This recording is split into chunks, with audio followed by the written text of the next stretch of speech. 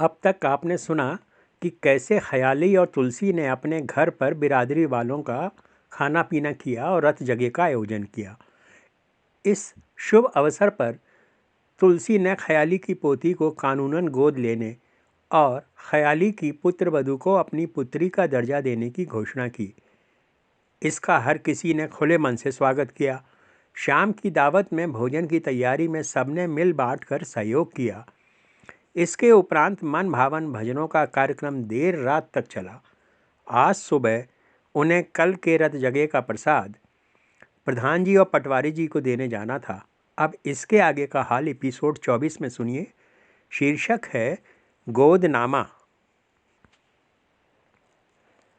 तुलसी और ख़याली आज जल्दी तैयार हो गए, क्योंकि आज उन्हें पटवारी जी को प्रसादी देने के साथ साथ उनके यहाँ दरखास्त भी लगानी थी। वे पहले ग्राम प्रधान जी के पास पहुँचे। प्रधान जी ने उनसे प्रसाद लिया, फिर दोनों की पीठ थपथपा कर बोले, तुम दोनों ने आज गांव की नाक ऊंची कर दी है। तुलसी चौंके। एक बारगी उन्हें लगा कि उन्होंने पिछले 10 सालों से जो एक मुकदमा इस गांव के नाम पर ठोंक रखा है, शायद उसी की वजह से सारे गांव की नाक ऊंची हो गई है। प्रधान जी भी शायद इसीलिए उनकी पीठ ठोंक रहे हैं। तुलसी शर्माते हुए बोले, अरे प्रधान जी, जितना बड़ा अपना गांव है उस हिसाब से तो इस पर कम से कम 10 मुकदमे होने चाहिए। अब प्रधान जी के चौंकने की बारी थी। वे बोले, तुम्हारे मुकदमे ने तो इस गांव की नाक कटा के रखी है। हम तो दिन रात इसे आदर्श ग्राम बनाने में जुटे हैं, लेकिन तुम्हारा मुकदमा ही हर बार कलेक्टर साहब की मीटिंग में गांव के नंबर कटवा देता है और गांव पिछड़ जाता है। तुलसी बोले, अगर ऐसा है तो आप शाबाशी किस बात की दे रहे थे? प्रधान जी बोले, शाबाशी तो इस बात की थी कि संसार में बेटा तो सभी मांगते हैं, लेकिन तुमने ख़याली से नन्ही पोती मांगी। इतना ही नहीं, तुमने इसकी बहुरिया को भी अपनी बेटी बना लिया। तुलसी राम, तुम सचमुच धन्य हो, क्योंकि भगवान ने तुम्हें इतनी सुंदर सोच दी है। इतना कहते हुए प्रधान जी ने तुलसी की ओर श्रद्धा से हाथ जोड़ दिए। तुलसी गदगद हो गए। आज तक लोग उन्हें एक चिड़चिड़ा मुकदमेबाज ही कहते आए थे, जिसे उन्होंने भी मान लिया था। किंतु आज प्रधान जी की बातों ने उनमें एक नया आत्मगौरव भर दिया। वे बोले, प्रधान जी, हमें बिटिया गोद लेने की दरखास्त लगानी है। हमें पता नहीं है कि कैसे क्या करना होगा। अगर फौजदारी की कोई बात होती तो हम खुद ही निपटा देते। उनकी बात सुनकर प्रधान जी हंसने लगे और बोले, तुलसी, तुम इतने अच्छे भजन गाते हो, तुम्हारे मुंह से अब ये फौजदारी वाली बातें अच्छी नहीं लगती। हम तुम्हारी दरखास्त लिख देंगे, बिटिया का पंजीकरण भी परिवार रजिस्टर में करा देंगे। सरकार की तरफ से बेटियों के लिए जन्म से आगे तक जो भी पैसे धेले की मदद होती है वो भी दिला देंगे। परेशान ना हो, इसके लिए तुम्हें कोई फौजदारी नहीं करनी पड़ेगी। तुलसी और ख़याली भी हंसने लगे। प्रधान जी ने दरखास्त लिख दी और इस पर तुलसी और ख़याली से सही करा ली। यहाँ से वे अब पटवारी जी से मिलने चल दिए। पटवारी जी उन्हें साथ साथ देख कर चौंके। उनके हिसाब से तो ये दोनों पूरे गांव की 2 गंदी मछलियां थीं। दोनों ने उन्हें प्रणामी की, फिर प्रसादी के लड्डू देकर सारी बात बताई। उनकी बात सुनकर पटवारी जी ने राहत की सांस ली और बोले, ये तो बहुत अच्छी बात है। ऐसी बातों से तो समाज में भाईचारा और हंसी खुशी बढ़ती है। गोद ली हुई लड़की के कानूनी हक भी नहीं समाप्त होते। तुम्हारी पोती को हम कन्यादान योजना का पैसा भी दिला देंगे। इसके लिए तुम लड़की के माता पिता से दरखास्त दिला देना बस। आज ख़याली और तुलसी के सारे काम बिना दिक्कत पूरे हो रहे थे। अदालत में तो जरा जरा सी बात के लिए अठन्नी निकालनी पड़ती थी। ख़याली बोले, यार तुलसी, पोती बड़ी भागवान है। उसके घर में आते ही अपनी इज्जत एकदम से बढ़ गई है। तुलसी ने भी सहमति जताई। पटवारी जी बोले, तुम दोनों इतना अच्छा गाते बजाते हो, हम तुम्हें कला मंडल वालों से मिलवा देंगे। ये लोग देश भर में घूम घूम कर लोक कलाओं का प्रचार करते हैं। तुम भी इनकी मंडली में देश विदेश घूमना और पैसे भी कमाना। पटवारी जी ने तो उनके लिए एक नई दुनिया खोल दी थी। उन्हें उनकी बातों पर यकीन ही नहीं हो रहा था। तुलसी आंखें झपकाते हुए बोले, जब हम देश विदेश घूमेंगे तो इजलास की तारीखों का क्या होगा? मुकदमा तो पूरा ही खराब हो जाएगा। कोर्ट साहब तो इसी फिराक में बैठे हैं कि कब हम गैर हाजिर हों और कब वे दन्न से मुकदमा लपेट दें। पटवारी जी बोले, मुकदमा चलाने की ज़रूरत ही क्या है? तुम्हारे मुकदमे से इजलास का कितना कीमती वक्त जाया होता है। सुंदरपुर गांव पर कोई दाग नहीं है, बस तुम्हारा मुकदमा ही इस पर कोढ़ की तरह चिपका है। ख्याली को भी पटवारी जी की बात ठीक लगी। बहुरिया ने भी उन्हें यही सलाह दी थी। तुलसी की ज़िंदगी तो मुकदमे के कारण ही चल रही थी। उनके लिए यह मुकदमा उनके जीने की वजह बन गया था। लेकिन अब तो उन्हें जिलाने के लिए भी एक नन्ही पिरानी घर में आ गई थी। तुलसी को भी लगा कि अब ये मुकदमे वाला चक्कर खत्म करना पड़ेगा। वे दोनों पटवारी जी से प्रकाशित होकर चल दिए। रास्ते में ख्याली बोले, यार, पटवारी जी ने रास्ता तो सही ही दिखाया है। अभी तक तो अपनी दौड़ बस गांव से इजलास तक ही लगती थी। बाकी दुनिया का तो अपन को कुछ अता पता ही नहीं रहता। अगर कला मंडली के साथ लग लेंगे तो देश विदेश भी देख लेंगे और 4 पैसे भी मिल जाएंगे। तुलसी भी इन्हीं ख्यालों में डूबे थे। वे पोती के भविष्य के बारे में सोच रहे थे। प्रधान जी और पटवारी जी ने उनके सामने एक नया संसार खोल दिया था। वे सोच रहे थे कि अब उनकी पोती भी पढ़ लिख कर डॉक्टर बनेगी, फिर गरीब गुरबा का इलाज करेगी। प्रधान जी की बातों से उन्हें लगने लगा था कि यह सच भी हो सकता था। ख्याली की बात से हालांकि वे सहमत थे, फिर भी एहतियातन बोले, देखो ख्याली, कुछ बातें शुरू में बहुत मीठी लगती हैं, सो जरा सोच समझकर कदम बढ़ाना। वैसे आजकल अपना भी राजकाज कोई ख़राब नहीं चल रहा है। पाँव अगर पीछे ही खींचना भी हो तो इसे धीरे धीरे ही खींचना चाहिए।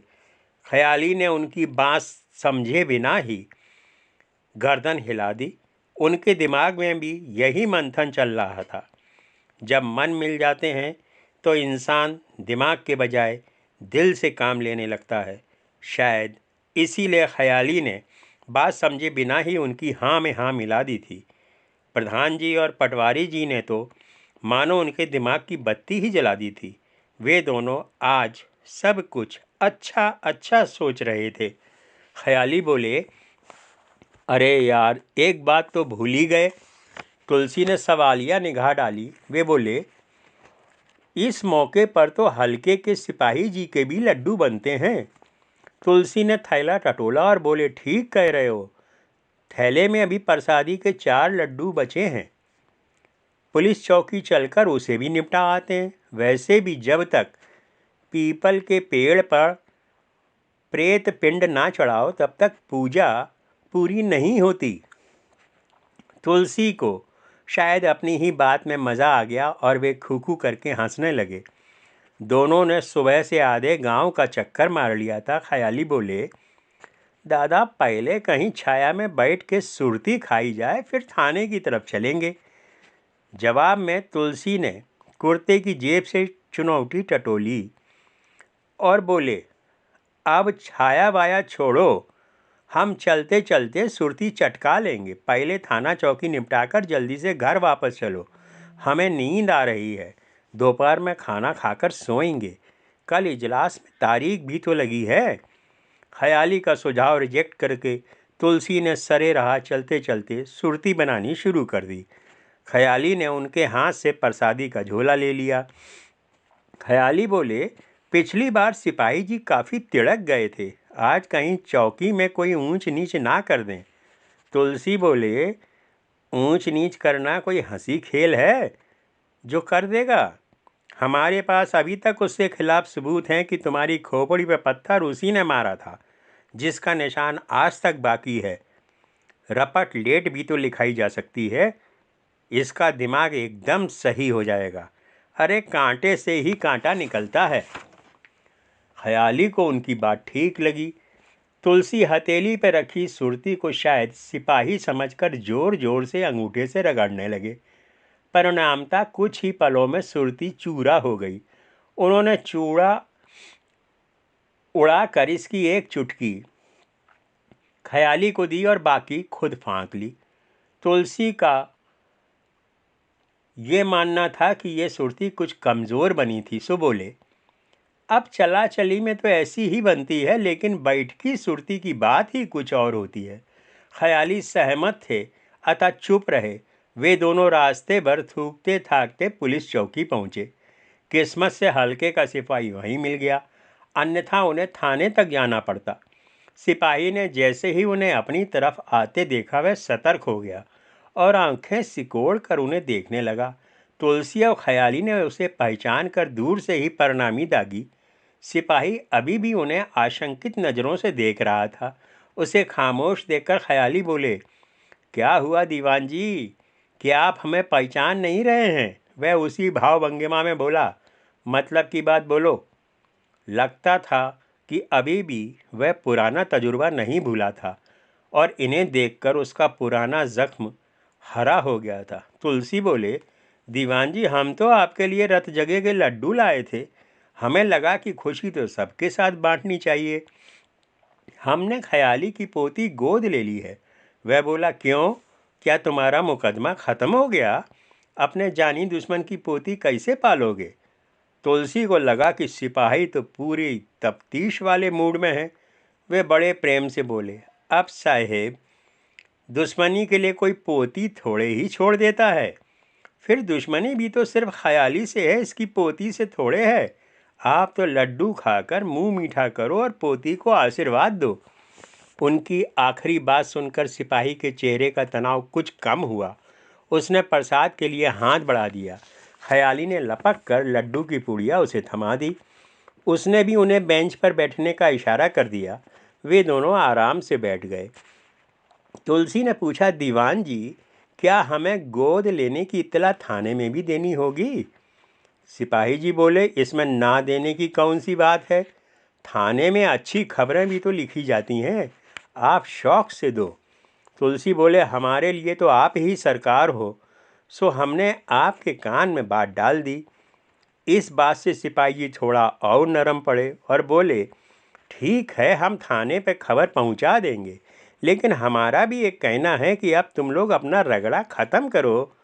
हर तीसरे दिन तुम्हारी तारीख लगती है और सम्मन लेकर हमें तुम्हारे घर तक पैदल रगड़ना पड़ता है। ख्याली बोले, अब दोस्ती दुश्मनी तो विधि हाथ है, हम तो बस अपना कर्म कर रहे हैं। देवी मैया या तो मुकदमा ख़त्म करा देंगी या फिर तुम्हें नई साइकिल दिला देंगी।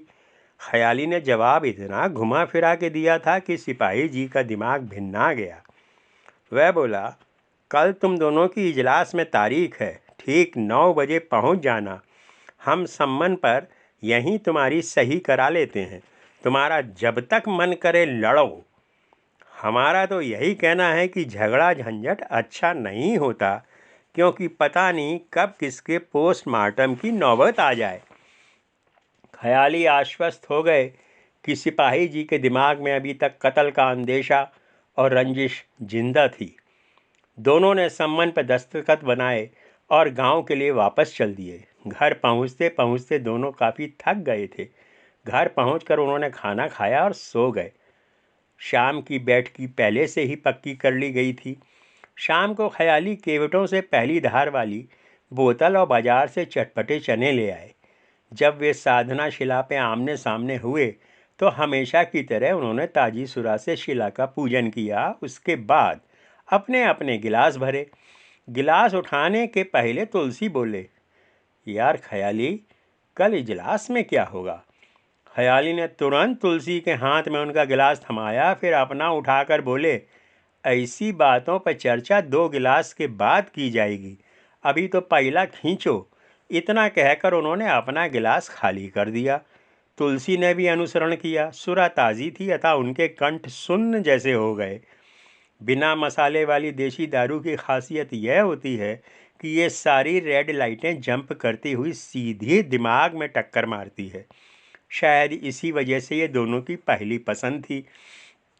तुलसी ने जिस गंभीरता से आज शाम का टॉपिक रखा था, उसके अनुसार ख्याली ने इसे 2 गिलास के लायक पाया था।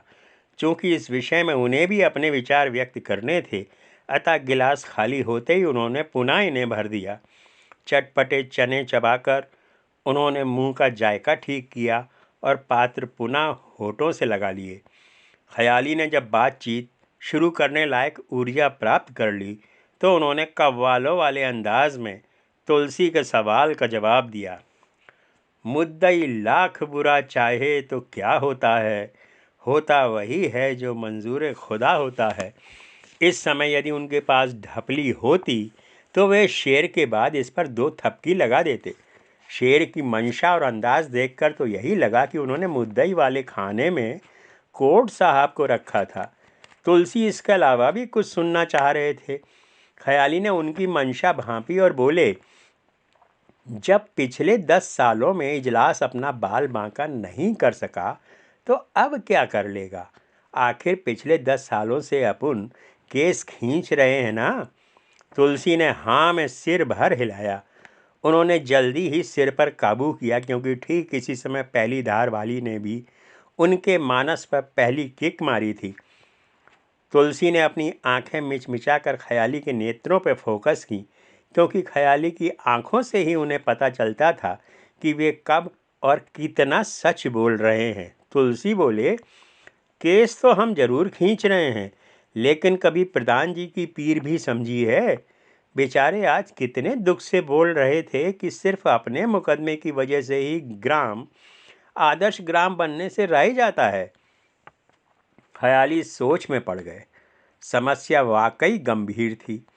एक तरफ प्रधान जी तो उनके लिए देश विदेश का रास्ता खोल रहे थे और दूसरी तरफ वे पिछले 10 सालों से अपना मुकदमा सींच कर प्रधान जी की ही जड़ में मट्ठा दे रहे थे। प्रधान जी का गांव अगर आदर्श ग्राम बन जाता तो हो सकता था कि अगली बार उनकी गोटी बीडीसी मेंबर के लिए फिट हो जाती। ख्याली को तुलसी की बात की गंभीरता समझ में आ गई। वे बोले, तो तुम ही बताओ क्या किया जाए। तुलसी बोले, अगर हमारे भेजे में जवाब होता तो हम तुमसे क्यों पूछते। ख्याली बोले, तो फिर इसे ऊपर वाले पर छोड़ो। हमने इजलास चलाने का कोई ठेका थोड़े ही ले रखा है। कल जो होगा देखा जाएगा। अभी जो तुम अगला गिलास भरो। इसके बाद दोनों ने मिलकर बोतल खाली की और वे रौद्र रस से ओतप्रोत हो गए।